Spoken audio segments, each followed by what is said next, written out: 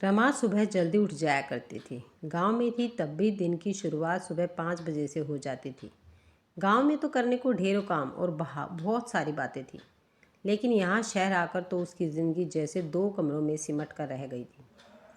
गांव में अच्छी खासी खेती बाड़ी होने के बावजूद सुकेश की जिद के आगे उसकी एक न चल पाई और उसके पीछे उसे गांव का भरा पूरा परिवार छोड़कर अकेले शहर आना पड़ा।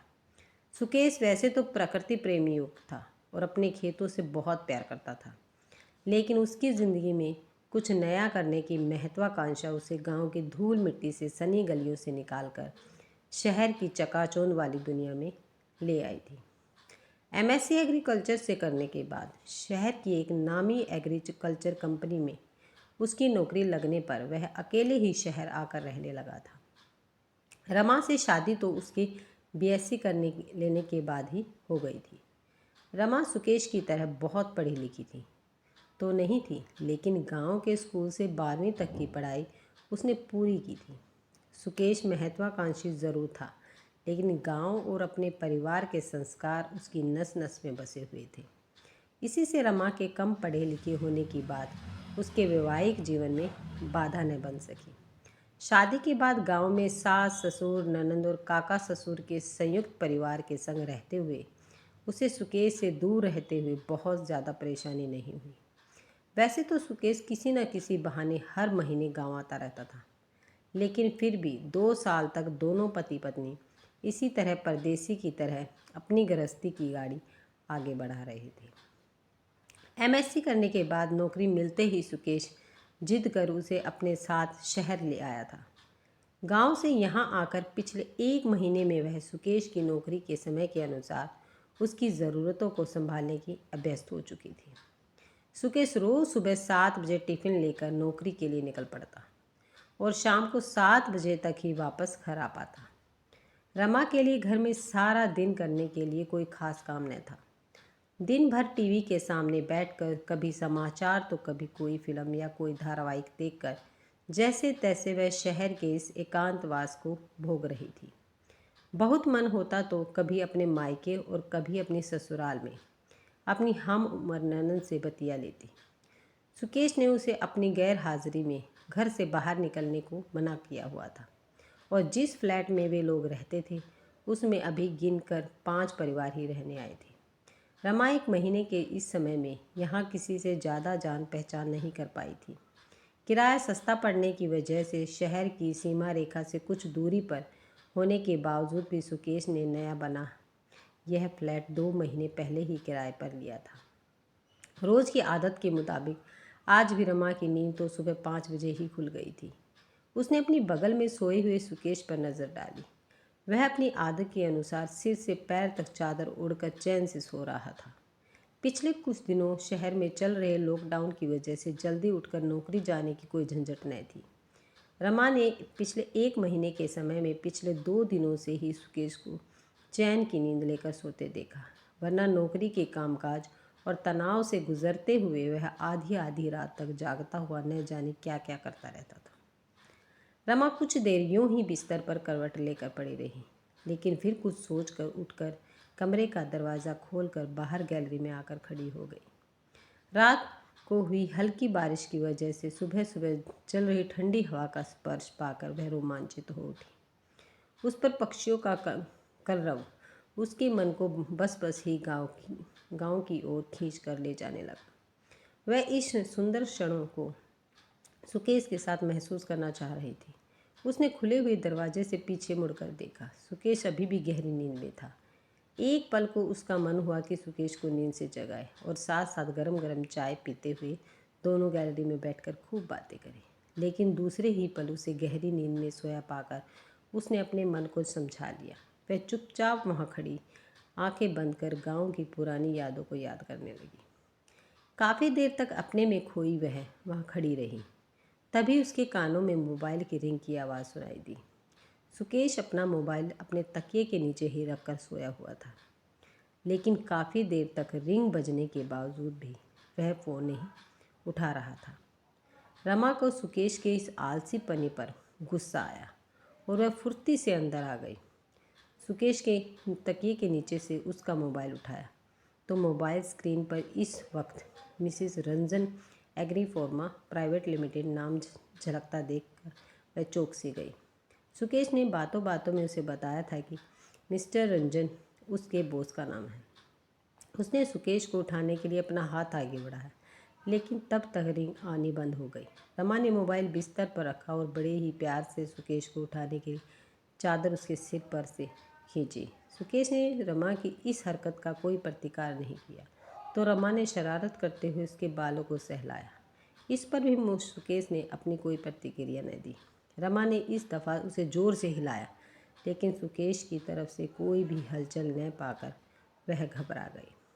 सुकेश, यह क्या मजाक है, उठो ना। रमा ने कांपते हुए स्वर में एक बार फिर से उसे हिलाया। सुकेश इस बार भी न हिला और न ही अपनी तरफ से कोई प्रतिक्रिया दी। उसके शरीर में कोई हलचल न पाकर रमा की घबराहट और भी ज़्यादा बढ़ गई। सहसा उसने अपने कान उसकी छाती के पास ले जाकर उसकी धड़कन को सुनने का प्रयास किया। उसने महसूस किया उसकी छाती में सांसों के चलने से होने वाली हलचल नदार थी। उसने एक बार फिर से सुकेश को पकड़कर जोर से हिलाया। सुकेश उतना ही हिला जितना रमा ने उसे हिलाया। रमा ने घबराते हुए अपनी 2 उंगलियां सुकेश की नाक के पास ले जाकर रख दी। थोड़ी देर पहले अनहोनी को लेकर मन में समाई हुई घबराहट ने अब रुलाई का रूप ले लिया। रमा सुकेश से लिपट कर रोने लगी। काफ़ी देर तक वह घबराहट की वजह से वह कुछ सोच न पाई। तभी कांपते हाथों से उसने सुकेश का मोबाइल उठाया और कॉल लॉग में से अपने ससुर जी से की गई बात वाले नंबर पर कॉल कर दी। सुकेश बेटा, आज इतने सवेरे कौन सा काम आ गया? अपनी सास का स्वर सुना कर रमा की रुलाई फूट पड़ी। बहू, तू रो रही है, क्या बात हो गई? रमा की रुलाई सुनकर उसकी सास ने घबराते हुए पूछा। माँ जी, यह रमा के मुंह से शब्द नहीं निकल पा रहे थे। क्या हुआ? सुकेश को फ़ोन दो। तुम क्यों रो रही हो? रमा की सास के स्वर में घबराहट और बढ़ गई। यह उठ नहीं रहे, एक ही सांस में बोलते हुए रमा रोने लगी। तू रोती क्यों है? उसकी तो आदत है परेशान करने की। सुबह उठने के नाम पर मुझे भी बहुत परेशान करता था। एक लोटा पानी डाल दे उसके मुंह पर, गधे की तरह चिल्लाकर खड़ा हो जाएगा। रमा की बात सुनकर उसकी सास की घबराहट दूर हो गई। नहीं, सच में नहीं उठ रही हैं रमा। आगे कुछ न बोल पाई और फ़ोन बिस्तर पर रखकर वह अपना सिर पकड़कर रोने लगी। सुकेश के मोबाइल पर कुछ देर तक हेलो हेलो का स्वर गूंजता रहा और फिर फ़ोन बंद हो गया। तभी रमा के मोबाइल की रिंग बजने लगी। रमा ने अपना हाथ बढ़ाकर मोबाइल अपने हाथ में लिया। आंखों में उभर आए आंसुओं की वजह से उसे मोबाइल स्क्रीन पर झलकता हुआ पापा जी नाम धुंधला सा नज़र आया। उसकी हिम्मत ही नहीं हुई कि अपने ससुर जी से बात कर सके। थोड़ी देर रिंग बजने के बाद बंद हो गई, लेकिन फिर अगले ही क्षण फिर से उसका फ़ोन बजने लगा। इस बार उसके फ़ोन की स्क्रीन पर उसकी ननद का नंबर झलक रहा था। रमा ने हिम्मत कर बात शुरू की। हेलो रानू, तेरे भैया, रमा ने रोते हुए कहा। भाभी, क्या हुआ भैया को? मम्मी आपसे बात कर पूरी तरह से घबरा गई है और भैया का मोबाइल स्विच ऑफ क्यों आ रहा है? आप भी पापा का फ़ोन नहीं उठा रही हैं, क्या हुआ भाभी? रानू ने एक साथ ढेर सारे सवाल कर डाले। रानू की बात सुनकर रमा ने सुकेश का मोबाइल हाथ में ले लिया। उसका मोबाइल सच में स्विच ऑफ हो चुका था। तेरे भैया की सांस नहीं चल रही है रानू, मैं क्या करूं? रमा ने हिम्मत जुटाकर आगे बात बढ़ाई। क्या आप पागल तो नहीं हो गई हैं भैया? तो भैया आप भी उनकी संगत में ऐसा बेहुदा मजाक करने लगी। रानू अब भी रमा की बात पर विश्वास नहीं कर पा रही थी। वह सुकेश की हर समय मजाक करने की आदत से वाकिफ़ थी और सुकेश ने कई दफ़ा खुद के मरने का नाटक कर सबको डराया भी था। इसी से रानू रमा द्वारा की गई हकीकत को समझ नहीं पा रही थी। नहीं रानू, मैं मजाक नहीं कर रही हूँ, कहते हुए रमा की रुलाई फूट पड़ी। तभी रमा को अपने ससुर का स्वर सुनाई दिया। बहू, आसपास कोई डॉक्टर रहता है? मैं यहाँ किसी को नहीं जानती पापा जी, और इनके मोबाइल की बैटरी भी ख़त्म हो गई है। रमा अब तक कुछ हिम्मत जुटा पाई थी। आस पड़ोस में किसी को उठाकर बात करो, उसके ससुर ने हिम्मत रखते हुए रमा को सुझाया। जाती हूँ पापा जी, कहते हुए रमा बदहवास सी बाहर की तरफ दौड़ी। सहसा उसे याद आया कि उसके पड़ोस में रहने वाले अमित जी अपने परिवार को लेकर लॉकडाउन की घोषणा होने के एक दिन पहले ही अपने मृतक शहर चले गए थे पैतृक। बाकी के 2 फ्लैट खाली थे। वह तेज़ कदमों से सीढ़ियाँ उतरकर तीसरी मंजिल पर आ गई। उसका यहाँ किसी से खास परिचय न था। वह सभी को केवल नाम से जानती थी और उनके व्यवहार से अपरिचित थी। लेकिन फिर भी उसने बारी बारी से घबराहट के मारे सभी 4 फ्लैटों की डोरबेल बजा दी। एक एक कर 3 दरवाजे खुले। रमा बदहवास सी सबके सामने खड़ी बारी बारी से सबके चेहरों को ताक रही थी। सभी लोग अपने अपने घरों की दहलीज पर खड़े बाहर आने से कतरा रहे थे। क्या हुआ? आप इतनी परेशान सी क्यों हैं? वो सुकेश उठ नहीं रहे। Doctor doctor. रमा समझ नहीं पा रही थी वह कैसे अपनी बात कहे। घबराहट के मारे उसका पूरा बदन काँप रहा था। मिसेस सुकेश, आप घबरा क्यों रही हैं? क्या हुआ सुकेश जी को? तभी 301 में रहने वाली मिसेस शाह ने रमा से पूछा। मिसेस शाह सुकेश को अक्सर ऑफिस जाते हुए लिफ्ट देते थे, इसी से वह उसके बारे में थोड़ा बहुत जानते थे। भाई साहब, डॉक्टर डॉक्टर, वे उठ नहीं रहे हैं, कहते हुए रमा की आंखों से आंसू झरने लगे। उसने अपनी साड़ी के पल्लू से आंसू पोंछने का प्रयत्न किया। चलिए मैं चलकर देखता हूँ। डॉक्टर तो शायद इस वक्त यहाँ जल्दी से पहुँच न सके, कहते हुए मिसेस शाह ने बाहर निकलने के लिए जैसे ही अपना पैर उठाया, तभी उनके पीछे खड़ी उनकी पत्नी ने उनका हाथ पकड़कर आंखों के इशारे से घर से बाहर जाने से मना किया। इस मंजिल पर केवल 3 ही परिवार रहते थे। उनमें से केवल मिसेस शाह का ही यह खुद का फ्लैट था। बाकी के दोनों परिवार किराए पर रहते थे और रमा से उनका ज़्यादा परिचय न था। बस 2 मिनट में जाकर आ जाऊंगा, कुछ नहीं होगा, मिसेस शाह ने अपनी पत्नी से कहा और उसके उत्तर की परवाह किए बिना वे रमा के पीछे तेज कदमों से सीढ़ियाँ चढ़ने लगी। रमा हाँफते हुए अंदर बेडरूम में दाखिल हुई और उनके पीछे मिसेस शाह झिझकते हुए अंदर आए। वह सुकेश के नज़दीक गए और उसकी कलाई अपने हाथ में लेकर उसकी नब्ज़ देखने लगे। फिर उन्होंने उसकी नाक के आगे अपनी उंगली रखकर उसकी सांस की गति जानने की कोशिश की, लेकिन फिर उसके शरीर में कोई हलचल न पाकर उन्होंने अपने मोबाइल से एक नंबर डायल किया। किसी से संक्षेप में बात कर वे रमा को सांत्वना देने लगे। भाभी जी, यहाँ और कोई रहता है? आपका सुकेश को शायद हार्ट अटैक आया हो। कोई उम्मीद तो जान नहीं पड़ रही, फिर भी मेरे एक परिचित डॉक्टर आ रहे हैं। मिसेस शाह की बात सुनकर रमा बिस्तर पर सिर पकड़कर बैठ गई। तभी उसका मोबाइल फिर से बजने लगा। रमा ने कोई सूध न ली तो मिसेस शाह ने मोबाइल लिया और बात करनी शुरू की। मैं सुकेश जी का पड़ोसी बोल रहा हूँ। रमा जी इस वक्त बात करने की हालत में नहीं है। मैं सुकेश का पिता बोल रहा हूँ। कैसा है सुकेश अब? मिसेस शाह सुकेश के पिता की बात सुनकर 2 पल को ठिठक गई, फिर कुछ स्वस्थ होकर बोले, अंकल, डॉक्टर को बुलाया है लेकिन कोई उम्मीद जान नहीं पड़ रही है। सुकेश की सांस नहीं चल रही है। नहीं नहीं, डॉक्टर के कहे बिना आप किसी नतीजे पर कैसे पहुंच सकते हैं? आप मेरी बहू को फ़ोन दीजिए। सुकेश के पिता का स्वर कांप रहा था। मैं इस वक्त सुकेश के घर पर ही हूँ। भाभी जी कुछ भी बोल नहीं पा रही हैं। मिसेस शाह ने रमा को फ़ोन देने की कोशिश की, लेकिन रमा अपने में ही खोई हुई थी। ओह, मैं अभी शहर आने के लिए निकलता हूँ, सुकेश के पिता बोले। अंकल, शहर में कोरोना की वजह से कल ही एक मौत हुई है।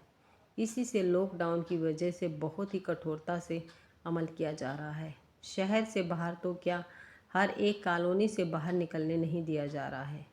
न तो हम सुकेश को वहाँ लेकर आ सकते हैं और न ही आप यहाँ आ सकते हैं। हम सभी को बहुत खतरा है। तभी रमा अचानक से अपनी जगह से खड़ी हुई और मिसेस शाह के हाथ से मोबाइल ले लिया। पापा जी, आप जल्दी आ जाइए, मुझे कुछ समझ नहीं आ रहा है, मैं क्या करूं? कहते हुए रमा रोने लगी। बहुत धीरज रखो, मैं कुछ करता हूं, कहकर सुकेश के पिता ने फ़ोन रख दिया। अपने पति को काफ़ी देर तक वापस आया न देख मिसेस शाह रमा के यहाँ आ गई। सारी परिस्थिति देखकर वे अपना भय दूर रखकर रमा के पास आकर बैठ गई और उसे सांत्वना देने लगी। कुछ ही देर में डॉक्टर ने आकर हार्ट अटैक से सुकेश की मौत होने की पुष्टि कर दी। रमा अब कुछ संभल चुकी थी। वह बेडरूम से बाहर आ गई। तभी उसके मोबाइल की रिंग बजी। स्क्रीन पर झलकते नंबर को देखकर उसने तेज़ी से फ़ोन रिसीव किया। भैया भैया, आप जल्दी से यहाँ आ जाओ। मुझे समझ नहीं आ रहा है क्या करूँ। अब तो डॉक्टर ने भी कह दिया है। अपने भाई से बात करते हुए रमा एक बार से फिर से धीरज खोकर रोने लगी। रमा, धीरज रखो बहन, तुम्हारे ससुर जी का फ़ोन आया था, अभी मैं कुछ करता हूँ, हिम्मत रखो। भाई का स्वर सुनकर रमा और ज़ोर ज़ोर से रोने लगी। तभी उसने ज़ोर से एक छींक दी। उसे इस तरह चीखते देख मिसेस शाह घबरा गई और अपने पति के कान में कुछ कहने लगी। इस हालत में कैसा अकेला छोड़ दें इन्हें, हमें ही कुछ करना होगा। यहाँ सुकेश का कोई नहीं है, मिसेस शाह ने धीरे से अपनी पत्नी की बात का जवाब देते हुए कहा। आप सरकारी अस्पताल वालों को फ़ोन कर दो, वे लाश को निकाल देंगे। क्या बकवास कर रही हो तुम? मानवता भी कोई चीज़ होती है। रमा को एक सामान्य सी छींक आने से डर कर उसे इस कठिन परिस्थिति में अकेला नहीं छोड़ सकते।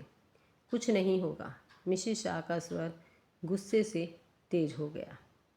अपने घर बात करते हुए रमा का ध्यान उनकी तरफ गया, लेकिन तभी फ़ोन पर उसकी माँ आने पर उसकी सिसकियाँ और भी ज़्यादा बढ़ गई। मम्मी, रमा रोने लगी। रमा, हिम्मत से काम लो बेटी।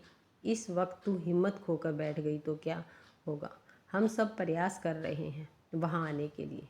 रमा की मम्मी उसे सांत्वना देने लगी। तभी मिसेस शाह अपने मोबाइल से किसी से बात करने लगी। बारी बारी से कुछ लोगों से बात कर जब उन्होंने अपना मोबाइल जेब में रखा, तब तक रमा अपनी बात कर चुपचाप एक कोने में बैठ गई थी। भाभी जी, मैंने पुलिस, डॉक्टर और टैक्सी वाले से बात की है। पुलिस का कहना है कि वे शमशान तक जाने की व्यवस्था करवा देंगे, लेकिन शहर के बाहर से किसी न किसी भी वजह से आना और यहाँ से बाहर जाना नामुमकिन है। मिसेस शाह ने रमा के सामने खड़े होकर अब तक अपनी हुई बातों का सार बताते हुए कहा। मेरे ससुर जी की काफ़ी पहुँच है, वे कुछ ना कुछ ज़रूर आ जाएंगे और मैं सुकेश को ले जाकर गांव जाऊंगी। रमा की आंखों में विश्वास छलक रहा था। मिसेस साहब कुछ कहने ही जा रहे थे कि तभी रमा का मोबाइल फिर से बजने लगा। पापा जी, सब हो गया ना? आप कब तक आ रहे हैं? बहू, बहुत प्रयास किए पर नहीं, आप आकर लेकर जाइए मुझे और सुकेश को। अपने ससुर की बात सुनकर रमा दुखी हो गई। बहू, तू बहादुर है और देशभक्त भी है। देखो, इस वक्त भावनाओं में बहकर कोई भी ऐसा फैसला लेने का नहीं है जिससे पूरा मानव समुदाय खतरे में पड़ जाए। हिम्मत से काम लो। वहाँ समय के हिसाब से फैसला लेकर सुकेश की अंतिम क्रिया करवा दो। और रमा ने महसूस किया कि उसे हिम्मत बंधाते हुए उसके ससुर बड़ी ही मुश्किल से बात कर पा रहे थे। पर पापा जी, उसके अंतिम दर्शन? रमा ने मायूसी भरे शब्दों में पूछा। उसकी चिंता मत करो तुम, रानू फ़ोन से वीडियो पर बात करेगी। बस फ़ोन से देखकर ही अपना मन बना लेंगे। जाने वाला तो गया, लेकिन उसे छोड़ने जाने के पीछे दूसरे लोगों की जान खतरे में नहीं डाल सकता। मैं, रमा के ससुर ने कहा और जानबूझकर फ़ोन बंद कर दिया। रमा कुछ देर चुपचाप बैठी रही, फिर मिसेस शाह की ओर देखकर हाथ जोड़कर खड़ी हो गई। भाई साहब, इस घड़ी आप ही मेरे सगे हैं। उन्हें शमशान तक पहुंचाने की व्यवस्था करवा दीजिए। मेरा परिवार देश की सुरक्षा को ध्यान में रखकर नहीं पहुंच पाएगा।